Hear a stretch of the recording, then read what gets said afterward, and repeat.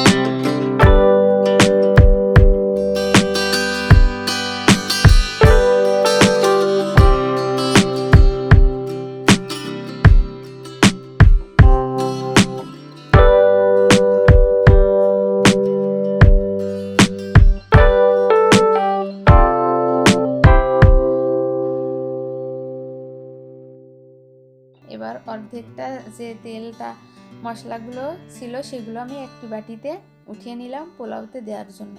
এবার প্যানে আবার আমি 3 টেবিল স্পুন দিয়ে দিলাম তেল এবং কিছুটা পেঁয়াজ কুচি দিয়ে দিয়েছি। পেঁয়াজ কুচিটা একটু ফ্রাই করে দিয়ে দিলাম 2-3টা দারচিনি এবং এলাচ, এবং দিয়ে দিলাম 3 কাপ পোলাও চাল আমি পানি ঝরিয়ে রেখেছিলাম। এ পর্যায়ে দিয়ে দিচ্ছি পোলাওতে 1 টেবিল স্পুন আদা বাটা,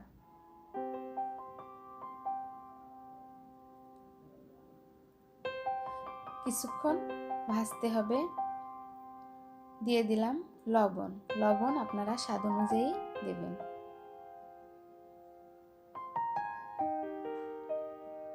আবারও নাড়তে হবে কিছুক্ষণ। এবার ইলিশের যে মশলাটা, তেল সহ মশলাটা উঠিয়ে রেখেছিলাম সেটা এখন পোলাওতে দিয়ে দেব। চালের ভিতরে দিয়ে খুব ভালোভাবে মিশিয়ে নেব, যেন সব চালের সাথে মিশিয়ে যায় এবং চালটা এই তেল দিয়েই ভাজা হয়ে যাবে। এ পর্যায়ে আমি অ্যাড করছি পানি। আমি এখানে 3 পট চালের জন্য 6 কাপ পানি ফুটিয়ে রেখেছিলাম। এখন দিয়ে দিলাম 1 কাপ দুধ।